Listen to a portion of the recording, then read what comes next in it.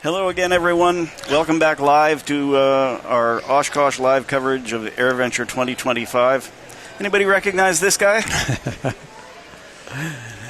Tom Haines has been around aviation media for a very long time, recently retired from as communications director for AOPA, and quickly found a new passion. Tell us about conservation through aviation, Tom. Actually, when I was at AOPA, Russ, I had the opportunity to do some stories about organizations that did public benefit flying, and it always fascinated me.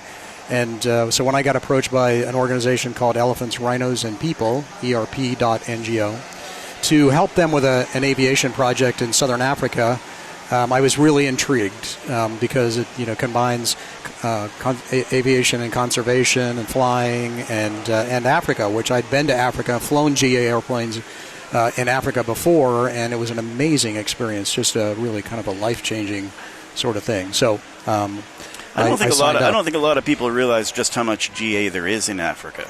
There's a ton of it, isn't there? There is. People would be surprised to know that. I mean, there are caravans and air vans and helicopters and all kinds of GA airplane, 182s and 172s, light stuff as well, that all over Africa being used for wildlife services like we're doing, but also for tourism. It's huge seeing all the animals and going to remote places in Africa and many places you can't get to anyway except by general aviation airplanes. So there is an enormous aviation presence there. So what's the goal of Elephants, Rhinos, and People?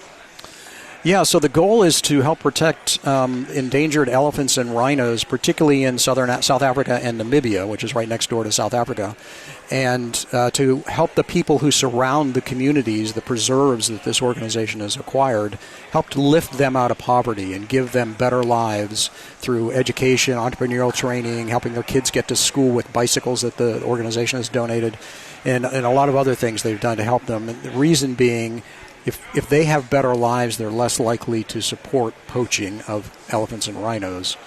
And the elephants in Namibia, for example, in the northern part of the country where ERP's got some reserves, they're desert-adapted elephants, of which there are only a few hundred left. And in the south, they've got a black rhino sanctuary, and there's only a few hundred of those left. So it's really important that we take measures to help protect them, and that's exactly what ERP has been doing, acquiring the property, protecting them through helping the people around them, and then they implement all kinds of technology in the preserves as well to help detect poachers, and then the airplanes are going to be our sort of top cover. Infrared cameras on them. They have radio tracking systems for the herds, have lead animals that have collars on them so we can keep track of the herds and know where they are. And it's a really Herculean effort, but it's been a lot of fun. It seems like there's an element of risk there. Is there? I mean, you're flying around looking for guys with guns, right? And yes. Do you ever find them? Well, fortunately, in Namibia, it's been pretty quiet. They're further north in Africa and Central Africa. Poaching has been a very serious problem, and it was in southern Africa a number of years ago. It has calmed down, but it's always a threat, and it does happen. And so what research has showed is that just having airplanes in the sky is a big deterrent. If the poachers know that there's observation going on, they tend to go away or be far less active. So just having airplanes out there flying around is actually an important part of the equation. Well, you can't see it. The folks at home can't see this, but we're right beside the beautiful airplane that's being used for this. Tell us about the plane and the relationship with Cub Crafters. Yeah, so it's an awesome airplane. It's a Cub Crafters NX Cub, and it's the nose gear version of the X Cub, and it's got the 215 horsepower engine in it, constant speed propeller, beautiful Garmin avionics panel in it, and very capable. It's got big Tundra tires on it, so it'll be a really good backcountry, off-airport kind of airplane for Namibia, and we're just super excited to have it. We took delivery of it here, the first one at the show, and we're raising money for the second one through what we call a signature campaign, where we're inviting pilots to step forward and participate we need 500 pilots to donate $1,000 each, and we'll be able to acquire the second airplane and we're on track for that, but we could use some support. And Redbird has been super helpful to us, very supportive. Cubcrafters has been helpful. And it's been a really good relationship we've had with Cubcrafters and allowing them, or them being generous both on the pricing, but also they are very generous in allowing us access to their customers who also have the ability to help us out.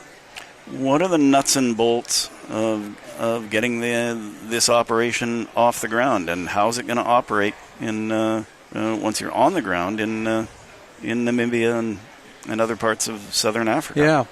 Well, first thing is we need to get the second airplane, because the only practical way to get them over there is to ship them over, and the only practical way to ship them is by two to a crate, to a container. And so we need to get the second airplane, and we hope to acquire that pretty quickly. And by the end of the year, we want to have them being shipped over there, and ideally have them over there by the end of the year, because it's about a 3-month process to actually get them over there. So once we get them over there, they'll be reassembled, and we'll put them to work at basing out of a place called Swakopmund, which is on the west coast of Namibia, about halfway down the country. Beautiful resort town, actually, nice airport. And they'll be based there and will be utilized by professional rangers and doing the patrols and the herd monitoring. But the sort of a phase 2, when we get a couple more airplanes, we'll be inviting pilots to come over and participate by utilizing the airplanes to go visit some of the preserves and see the projects that ERP is doing in the communities, as well as going on the preserves themselves and getting to view the animals and stay at some of the beautiful lodges that surround the properties and just have an amazing, life-changing aviation experience like I've had over there. And so the funds then that they pay for using the airplanes and going on these organized trips will help fund the air wing, as we call it, on an ongoing basis. It's not our only source of income. We don't expect it to cover 100%, but it'll be able to keep us going. What kind of pilots are you looking for? I'm sure you got a lineup. Well, first we're looking for ones that have got $1,000 that they're Right. willing to give to us, and then once we cross that hurdle, really, it's a great airplane to fly. I'd flown one an NX Cub a couple times before. I was just up in Saratoga, New York, and flew one a couple weeks ago, and anybody who has flown 172s or 182s or something like that is going to be very comfortable in this airplane. Obviously, we'd like you to have some short takeoff and landing skills, but nothing outrageous. The runways down there are, they're not nearly as challenging as ours in the western United States. And so you don't have to have any super skills to fly the airplane. So really anybody with a decent GA background, they're VFR airplanes only. The weather is great in Namibia. It's a lot of desert, so it's dry and clear. So you don't have to have an instrument rating. And we'll put you through a checkout once you get there. We're going to leave the airplanes N-registered so that it's easy for a U.S. pilot to come over and just go through a quick checkout, and then we'll give you guidance and have somebody flying with you if that's what you prefer. Are you going to be working with any African pilots to do all of this? Yeah, sure. There are a lot of pilots in Namibia, and we'll be hiring some of them, at least on a short-term basis, until the ERP is able to train up their own pilots.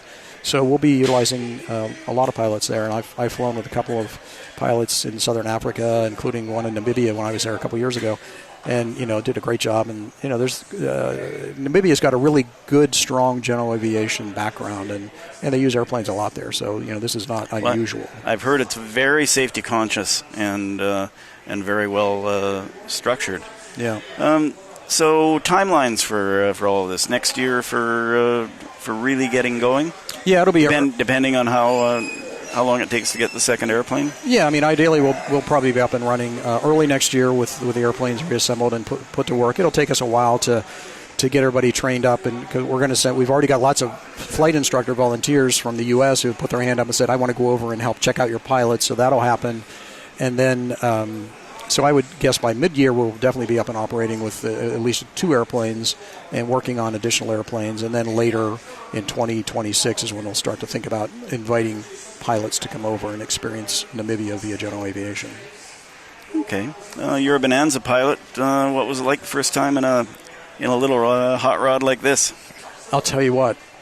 I'm not at the seat of the pilot seat of the pants pilot. I'm more of an instrument pilot, procedures pilot, right? So I really had to get my stick and rudder skills back again to fly this. Not that it was hard; it was just the landings that with the Tundra tires and the kind of the spring gear landing it on pavement. I did okay on grass. Landing on pavement, my landings were just okay.